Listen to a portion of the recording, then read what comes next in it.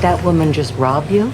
That's my wife. Wow. Well, she certainly seems spirited. Yeah, she's a spitfire. Now, she's just pissed off because I filed for divorce and she didn't ever think I'd be able to afford it. Looks like money well spent. So, I get the house? Yes, you get everything. Bill just wants to keep his share of GS strategies. Whatever. I got the house. Well, good luck to you, Candace. You know, we had a few good years there before it all turned to shit. And I hope you find your frog. Hey, what is GS whatever? Oh, yeah, that's a little company I'm a part of. We win the lottery every month. See you around! The movie opens in the small town of Everett, where an elderly couple, Jerry and Marge Selbee, drive their pickup truck to a convenience store to buy lottery tickets. They've discovered a mathematical loophole that lets them predict and almost guarantee the outcome of a state lottery game. But their story doesn't actually start here. It begins a little earlier. One morning, Jerry wakes up before dawn for another shift at the cornflakes factory, where he's worked since he was in high school. But today feels different. He suspects it might be his last day. Standing before the board of directors, he tries to convince them that despite his age, his sharp mind and talent for numbers still make him valuable, even though the production line he runs is shutting down. They gently remind him that he's due for retirement. Come on, you served your time. These are your golden years. Just like that, Jerry is officially retired. That night, Jerry and his wife Marge host a small dinner with their children, Doug and Dawn, and their close friends Howard and Shirley to celebrate the milestone. After a toast, Howard and Shirley suggest he join them in real estate, but Jerry insists he'll just stay home and help Marge with chores. Jokingly, he offers to consult for Doug's construction company if Doug is willing to pay him a fee, which makes everyone laugh. The mood lifts even more when their granddaughter announces they have a present for Jerry. They surprise him with a retirement gift, a shiny new fishing boat. Jerry is touched, although when the others head back inside, he quietly admits to Marge that he barely owns regular clothes for fishing since he's always worn work uniforms. Marge reassures him that they can fix that. A month later, the boat still hasn't moved from the yard. Jerry stops by the local store for coffee and a Sudoku puzzle, then visits his longtime accountant and friend, Steve. What are you doing out here?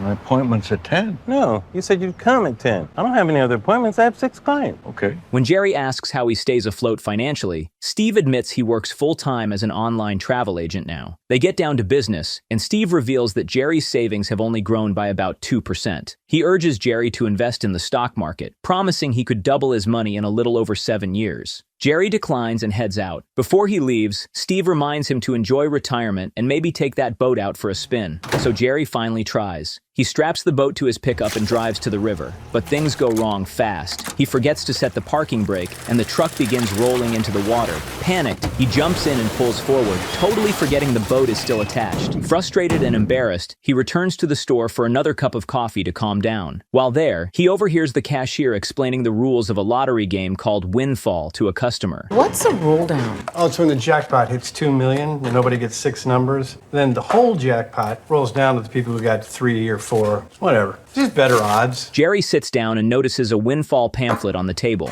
He reads the rules carefully. Something clicks. With his mathematical instincts kicking in, he begins scribbling calculations on a napkin and realizes the game has a loophole. During special roll-down weeks, the jackpot money gets distributed among players who match fewer numbers, meaning with the right strategy, you can guarantee a profit. Excited, Jerry rushes to Steve to share the discovery. He explains how buying large amounts of tickets during roll-down weeks can produce consistent wins by hitting 3 or 4 numbers. So, the math is in your favor.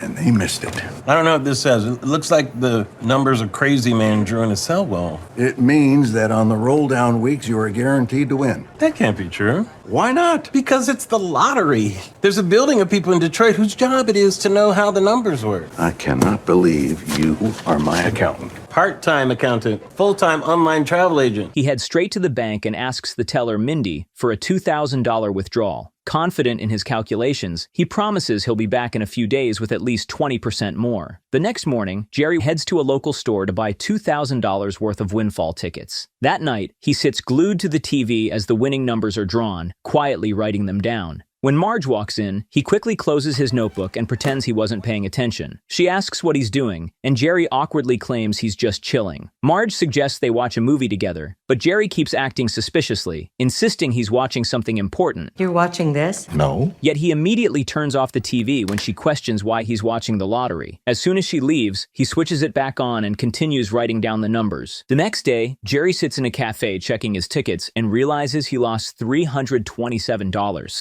That night, he and Marge have a game night with their friends Howard and Shirley, but Jerry is completely distracted. He drifts into his thoughts about the lottery and doesn't even hear people talking to him. Jerry. He's so out of it that he mixes up the rules of the simple card game they're playing. Full house. We're playing gin. When the night ends and their friends leave, Marge gently asks what's wrong. Jerry admits he's been feeling down because of retirement, and he misses having a purpose. They sit together on the porch, and Marge comforts him, reminding him that life isn't over and that good luck comes just as often as bad. That phrase hits Jerry instantly. He realizes he forgot to account for probability in his formula, which is why he lost the first time. Man, what a dummy. Not you, me. You're a genius. The next morning, Jerry rushes to the bank, bursting with excitement. He tries to explain to Mindy how he miscalculated the frequency of probability, even using a coin flip example. If you take a coin and you flipped it 1,000 times, you might still get 60% heads. But if you flipped it 5,000 times, the probability gets closer to 50%. But she's completely lost. He asks to withdraw $4,000, then changes it to $6,000, then finally makes it $8,000. Eight? Eight. 8,000? Are you sure?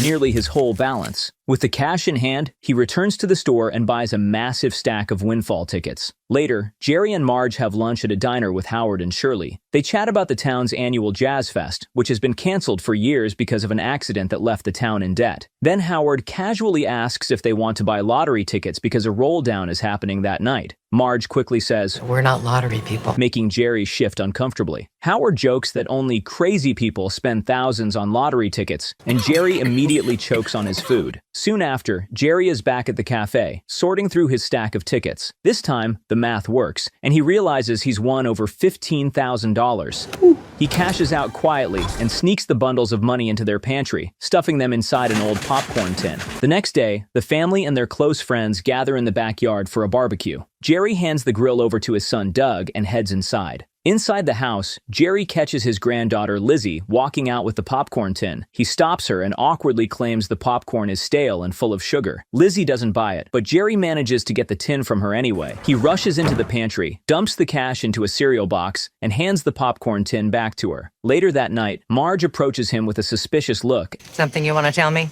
What? The pantry. Thinking he's been caught, Jerry immediately confesses everything. I'm playing the lottery. I meant the empty bag of Oreos. How he found a flaw in the lottery system, used their savings to play, and ended up winning $15,000. Wow. After hearing the full explanation, Marge shocks him. She wants to keep going. She says this is the perfect chance for them to spend time together and finally have some fun. She's waited 40 years for a moment like this. I want to have fun. Let's be a little stupid. We got married when we were 17, so we know how to do it. The next day, they head to the local store ready to reinvest the entire $15,000, but the cashier breaks the bad news. The windfall lottery has been shut down in their state. The only place they can play now is Massachusetts. They visit Steve and show him Jerry's calculations, explaining that they plan to take a 10-hour road trip to keep playing. Without hesitation, Steve tells them to put him down for $1,000. I'm in too. You sure? No, but what the hell? Put me in for 1,000. I just got a cruise I gotta cancel now. The following morning, Jerry wakes up to find the bed empty. Marge is already dressed, packing food, snacks, and everything they'll need for a 3-day trip. She tells Jerry to grab the boxes, and before he can even change out of his clothes, they're on the road. As they drive toward Massachusetts, they munch on snacks Marge packed and enjoy the adventure together. Hours later, they arrive at a gas station with a windfall lottery machine. Inside, they meet the owner, Bill, and tell him they want $16,000 worth of tickets, $8,000 in total. Bill pauses to ring up a little kid first, then informs them that the machine prints 1,000 tickets per hour. It'll take 8 full hours. Marge says that's fine, and Bill lets them operate the machine themselves. That evening, they check into a motel. The nostalgic atmosphere reminds them of their prom night and honeymoon. When the windfall drawing begins, they turn on the TV, write down the winning numbers, and begin the long process of checking every single ticket. They work through the night and finish by morning. Jerry calculates their total. They've won $21,000, giving them a $5,000 profit. Jerry collects the winnings at the Massachusetts lottery office. When he gets back to the car, he jokes that he expected alarms to go off when he walked inside, but all they did was congratulate him. Marge, thrilled, wonders aloud if they're the only ones who've noticed the loophole. Cut to Harvard.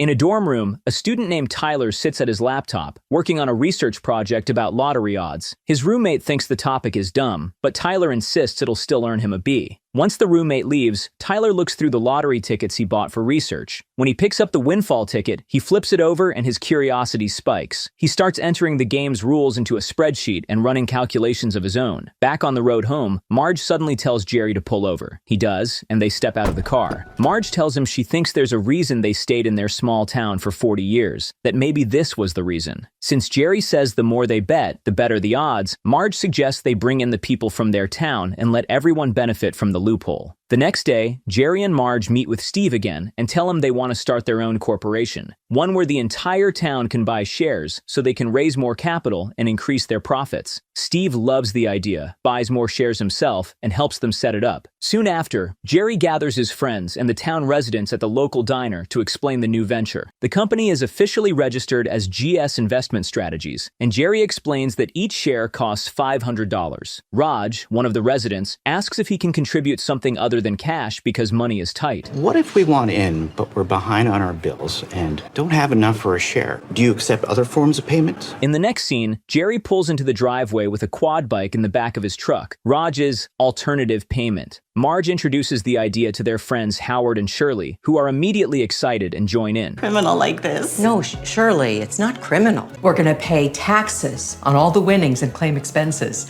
Jerry's got it all worked out. Jerry then calls their daughter Dawn, who signs up instantly without needing any explanation. But when Jerry visits his son Doug, Doug isn't convinced and refuses to join. Doug clearly holds a grudge against his father for never really understanding him. Well, it's just math. It's always just math. It's like sorting through coins looking for buffalo nickels because you had calculated there was, one in every 7 rolls or something? Yeah, we made $600. If we sorted through coins every weekend for a month, I was 12. It was fun. It would have been nice to just throw the football or something. After Doug leaves, Lizzie asks Jerry to take her in. I'll be in your business, Pop-Pop. How are you at logos? Good. Well, come here and show Pop-Pop. Later, the couple returns to Bill's store, Liquor Hut in Massachusetts. They tell Bill they want to print $40,000 worth of windfall tickets. Bill is stunned and jokingly asks, You guys drug dealers? We're professional lottery players. Bill explains that printing that many tickets will take all night, but he needs to close the store and meet his friends. Jerry then proposes a partnership. He shows Bill Lizzie's hand-drawn logo and introduces him to GSIS. I'm in. Can I be in? As Jerry and Marge begin printing the tickets, Bill is outside telling his friends about the investment opportunity. Two of them agree to sign up on the spot. I believe we are done. Hey, I got 2 more shareholders. So the couple prints even more tickets for them as well. Later that night, Jerry and Marge check into their motel again. After watching the windfall drawing and writing down the numbers, Jerry suggests grabbing coffee to start counting tickets. Marge gives him a flirty look and tells him it can wait till morning. Jerry gets the message. The next morning, they're still in bed when loud banging echoes through the room. Jerry opens the door and finds Bill bursting with excitement. He reveals that they don't have to count the tickets themselves. The lottery sent the store a tally of all winning tickets purchased there. The total is $82,000, and since Jerry and Marge bought every ticket printed, the entire prize is theirs. Meanwhile, in Boston, a frustrated news editor pressures one of his lottery reporters to find him a big, viral story, something that will get clicks and save the company from falling behind. Back in Everett, the Selbees continue increasing their bets with each roll down, and the winnings keep growing. They store every ticket they've ever bought inside their garage to protect themselves in case of an audit. The whole town gets involved, and the couple's new business becomes something everyone celebrates. Meanwhile, at Harvard, Tyler finishes his research project, the one he titled Windflaw. His roommate is stunned by the discovery and asks if it's real. Tyler confirms he ran simulations and that the strategy works. The only issue now is raising at least $10,000 to play. His roommate suggests asking his dad, but Tyler refuses. Instead, he gathers their entire dorm together that night and delivers an inspirational speech about seizing the moment. He reveals the loophole in the lottery system, but they'll need to bet big. He tells everyone to ask their parents for money under the pretense of paying for school supplies. Also, I'm going to need you all to fill out about 300 lottery slips so we don't bet duplicates. You're not filling any out? No, I'm in charge.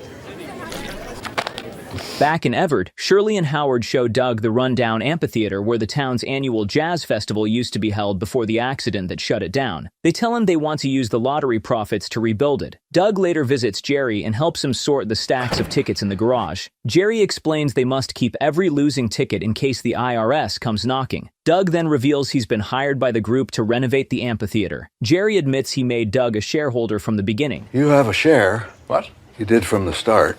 Dad, you didn't have to do that. Oh, I didn't want to count nickels without you. Later, Jerry and Marge host a shareholder meeting in a member's bookstore. The room erupts in applause as Jerry steps up. He tells everyone they're doing extremely well, and that they'll use most of their capital for upcoming bets, rebuild the amphitheater, bring back Jazz Fest, and continue improving the town. Just as he's about to read the profit ratio, Raj interrupts. Yes, Raj? Is there not food at this thing? No, this is a shareholder meeting. It's not a party. Then why did you have it at 6 when we all eat? Jerry suggests heading to the diner later, but the whole crowd instantly gets up and leaves, proving how much they trust him. They don't even need the numbers. Later at the diner, Jerry and Marge reveal to Steve their most ambitious plan yet. They will be betting $600,000 on the next play. $500,000 in one play. Oh, the money's the easy part. Is it? It'll take 4 days of betting, 2 machines, 12 hours a day. Then why don't you just bet the normal amount? They explain that the lottery might not last much longer, so they want to maximize profits while the loophole still exists. Soon after, Bill takes Jerry to another friend's store, where he's secured access to a second printing machine so they can operate without interruptions. Meanwhile, at the news company, the lottery reporter Maya finally brings her boss a lead. She says the lottery is required to publish a list of people who win more than $50,000 4 times a year. According to recent records, one name keeps appearing: a man who drives 10 hours to Massachusetts every 3 weeks and somehow keeps winning big. They both agree that something is definitely suspicious. While Marge is printing tickets at Bill's liquor store, a woman storms in, grabs a pack of beer, and calls Bill a loser before walking out. Marge asks who she is, and Bill casually reveals that it's his wife. He explains he already filed for divorce and only managed to afford it thanks to his investment shares. Bill then admits he wants a woman just like Marge, but younger, and Marge gives him a few tips on self-improvement. My mother used to say, kiss a few frogs, then when you find a prince, you'll realize that the frogs are better because they make you laugh. You need a new frog. Back at Harvard, Tyler proudly announces that their group has won $50,000, waving the check in the air. He tells everyone they're going to make even more money, but it will take time and discipline. As he hands out tickets for the group to fill, Eric reveals something alarming. Another group has discovered the lottery flaw too. Their winnings are smaller because they aren't the only ones playing. Eric confesses he figured this out by hacking into the state lottery system. With that information, he traces the competition's location and realizes they're betting from Sunderland, a location not too far from them. Public information? No, I hacked the state lottery. Nice. Wait, that's my laptop. Yeah, you should destroy your hard drive after this. Dude. Whatever. So they decide to pay them a visit. At Bill's store, Marge watches as Jerry combs his hair and straightens himself before walking in. He grabs a bottle of champagne and tells her he stopped printing early so they could celebrate their 46th anniversary. He pours them glasses, they toast, and Jerry plays music so they can dance together. In the middle of their sweet moment, Tyler and Eric walk in, laughing in disbelief. They expected the competing group to be some kind of criminal syndicate, not 2 old people dancing in a liquor store. You guys are the other group. Oh man, we thought it was gonna be like a crime syndicate or something. Tyler then proposes a partnership. If Jerry and Marge combine their capital with Harvard's pool, Tyler's team will handle everything and split the profits. Jerry politely refuses, saying they prefer doing things their own way. We're good. What? This is about making money. You like money, right? Well, not as much as I like other things. Oh gosh, these kids have no idea how much this man likes to cook. Would you like a glass of champagne? No, I only drink Jaeger and Red Bull, but thank you. Well, at least she'll never have to worry about being our age. Before leaving, Tyler brags that Harvard teaches binomial distribution and claims Jerry doesn't understand how much more efficient it is. Binomial distribution only considers 2 factors, not a third, which is human error, or a fourth, which is the time it takes for you to fill in the tickets. You gain a whopping $32 for every $100,000 you win. You're welcome. Seriously? Shut up. Jerry and Marge simply smile and return to dancing. Meanwhile, Bill finalizes his divorce. His wife gets the house, but all Bill wants is to keep his shares in GS investment strategies. As they leave the lawyer's office, she angrily asks what he even does with the investment. Bill proudly tells her they win the lottery every month and drives off, leaving her furious. Back in Everett, Raj tells Marge he wants to reopen his ice cream shop. Marge explains there's a way he can lease the building, but says Jerry can break it down better. Elsewhere, Steve shows off his brand new red Ferrari to Jerry. He even offers to let Jerry drive it while he vacations in Mexico, but Jerry politely declines. They sit for coffee, and Jerry mentions the Harvard group. Steve isn't worried. He figures as long as Jerry and Marge keep printing and counting the tickets themselves, they'll stay ahead. Jerry admits they actually enjoy the work. Later in Massachusetts, Dawn helps her parents check stacks of tickets, but quickly complains about how exhausting it is. Still, she says she's happy to finally spend time with them. Oops, this one's a winner. Oh, you missed it. After a while, she gets tired and asks if the motel has a bar. We're gonna have to double check all the... Meanwhile, at the state lottery headquarters, the reporter, Maya, meets the CEO, Grazio. She mentions she has questions. Grazio proudly talks about how successful the lottery has been for the state. Maya subtly hints at a mysterious player from Michigan who keeps winning large sums every month. Some retiree gets lucky and they send a spotlight reporter. I didn't say he was a retiree. Which makes it clear the CEO already knows more than he's letting on. Back in Everett, Jerry walks into Leon's store for his usual morning coffee. As he's pouring a cup, he's shocked to see Tyler waiting for him. Tyler says he no longer wants a partnership. He wants Jerry and Marge to stop playing entirely. He admits they hacked into the lottery system once, and now threatens that if Jerry doesn't quit, they'll hack into his and his group's bank accounts, credit, and identity. Jerry asks why he's doing this. Tyler calmly says it's nothing personal. He just wants the whole pool to himself. Leon, the store owner, watches quietly in the background. Tyler ends with, "It's over.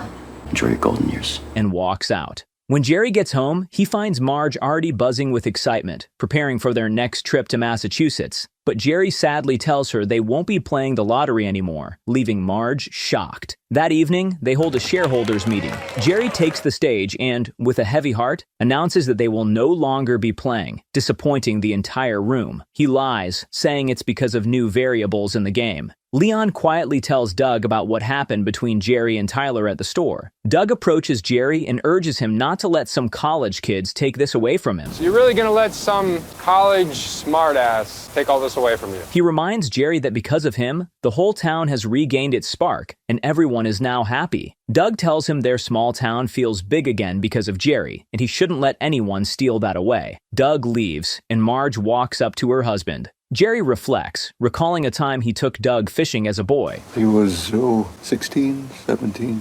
I started calculating how fast the bobber was moving so I can figure out the speed of the current. And then I hear him ask me, "Well, what do you think, Dad?"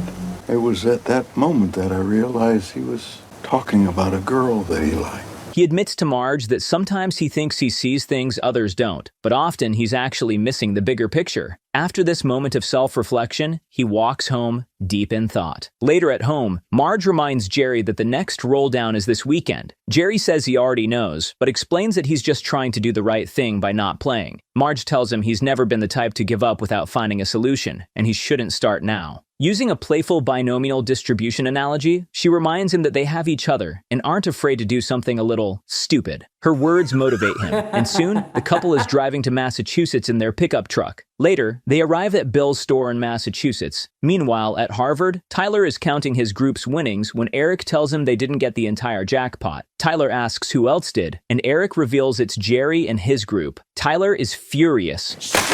Realizing that Jerry has called his bluff, he devises a plan to trigger the roll-down and claim the entire $2 million jackpot for himself. He explains to Eric that $100,000 is added to the lottery pot every day, and when it reaches $2 million, a roll-down occurs. If they wait until the pot hits $1 million and then bet that same amount, they can trigger the roll-down and win everything. We bet $1 million in one day. I mean, we own the game. And where do we get $1 million? But Tyler has a plan. The next day, Tyler presents his idea to some of his dad's friends, asking for their investment. One asks if his dad knows about this, but Tyler assures them his dad has never made $1 million in a single night. Impressed, they agree to fund the plan. Tyler then instructs some of the students to head to different ticket printing shops and warns them not to let anyone interfere. Hey, what happens if somebody wins the jackpot and we lose $1 million? Beyond dropping out of school because I blew my entire tuition, I think one of those investors might actually kill me. A few days later, as Jerry and Marge are about to settle into their motel room, Bill rushes in, revealing that the roll-down has already been triggered, weeks earlier than expected. Jerry is stunned. Realizing that Tyler and his group must have done it, he jumps into his truck and drives straight to Harvard. When he arrives, he finds Tyler celebrating with the students. Tyler jokes, asking if Jerry has come to give him a whooping. Jerry admits he wants to, but instead tells Tyler he's disappointed in himself for letting someone so selfish get to him. Jerry explains that being the smartest person in the room isn't what matters. It's the people around you and how they support you. But it turns out it's this room that matters. All these bright young people helping you get rich. How are you helping them? Guess you haven't run the math out on that, huh? Jerry wishes them luck and leaves. Inspired, the students drop the tickets and refuse to count anymore. What? Just get back to counting. Ignoring Tyler's commands. Back in Everett, Jerry and Marge are at Steve's office with Bill, discussing how Tyler and his Harvard group managed to trigger the roll-down. Steve and Bill suggest they do the same, but Jerry refuses, saying it wouldn't be fair to regular players, and Marge agrees. Steve points out that it's not the lottery stopping them, just a bunch of college kids, which sparks an idea in Jerry. He realizes the lottery doesn't care who plays, they just play the game to win. Next, Jerry and Marge go to the state lottery headquarters for a meeting with CEO Mr. Grazio and other board members. Jerry explains that a few years ago, the lottery was losing money. Then along comes windfall and all that changes. You folks made millions before you realized there was a flaw in the math. But since only they and the Harvard students figured it out, the lottery kept profiting from unaware players. Now, Jerry and Marge demand two things. The jackpot pool must be displayed on the website for transparency, so no one can trigger a roll-down, and they want 2 machines installed at Liquor Hut. Grazio smiles and agrees to their requests. At Harvard, Tyler is planning his next play and bragging about how they won't need real jobs. The lottery changed the website. You can track the jackpot online. We can't roll it down anymore. Tyler immediately suspects Jerry is behind it. Shit! And vows to get revenge. Later, Tyler returns to his usual playing hall, but finds only Eric there. The rest of the group refuses to play anymore because of Tyler's behavior. Frustrated, Tyler brags to Eric that he will play alone and doesn't need their help. Moments later, he's waiting for his tickets to be printed at a nearby liquor store, completely alone. Meanwhile, back at Liquor Hut, Jerry and Marge are busy using the 2 new machines. Meanwhile, lottery reporter Maya reviews the past 6 months of state lottery winnings and notices Jerry's name appears every 3 weeks. With the help of her boss, she also spots Tyler's name and realizes another player has been cashing in big too. Back in Everett, Raj finally reopens his ice cream shop thanks to the investment group. Doug helps Jerry fix his car while Lizzie plays nearby. Jerry brings out an old football, saying he's always wanted to toss it with Doug, something they never did when Doug was little. They start tossing the ball, enjoying the moment when Maya interrupts, asking to speak with Jerry about GS investment strategies. He takes her to the garage to show the mountains of lottery tickets and explains that he and Marge actually enjoy counting them themselves, even in a motel room for 11 straight days. You and your wife count tickets in a hotel room for 11 days? Yep. That's so much work. Doesn't seem like work. I've worked all my life. This is different. This is very different. Maya is impressed. When she gets back to the office, she notes to her boss how the Selbee couple helped their town with a lottery loophole. They helped their entire town. The flaw isn't the story. But her boss ignores it, saying it wouldn't make a flashy headline. Later, Jerry and Marge arrive at Liquor Hut, excited for their biggest game yet, but they're disappointed to see lottery workers removing the windfall machines. Bill explains that the lottery has revoked their license, showing them a news story detailing how they and Tyler discovered the flaw and cashed out millions. Tyler's face is plastered across the page. At Harvard, Tyler's father storms into his dorm, furious, and tells him to pack his bags because he's being sent home. Back at home, Marge and Don watch the news as the report announces that 2 groups exploited the lottery and won millions. The state lottery will phase out the game after the roll-down that night. Don remarks that they could have made their final win that day, but Marge says it wouldn't have felt the same anywhere else. She notices Jerry sitting quietly and says the lottery was more than a game to him. He finally got to use his gift to connect to people. Just then, Steve arrives in his Corvette, informing them of a shareholder meeting that night. That evening, Jerry and Marge arrive to find a surprise. Jazz Fest is in full swing, and the whole town is there to celebrate. Everyone applauds them as they arrive. Then, they reveal they traveled across states to purchase tickets for their final play, leaving the couple excited. Jerry and Marge are thrilled to see Raj driving up with a tractor full of boxes of tickets, since they left all the counting to the couple. Jazz Fest begins, and Jerry and Marge dance as the town joins in. Steve even gets asked to dance by a pretty woman. Amid the celebration, the couple admits they'll miss the lottery, though Marge wishes they had won the jackpot at least once. Jerry smiles and says he already did by having her. As the music ends, they rush off to start counting the tickets. The movie closes with Bill's voiceover, explaining that Jerry and Marge used their winnings to start a construction loan business, while he built a luxurious man cave for himself. In total, Jerry and their group won a grand total of $27 million.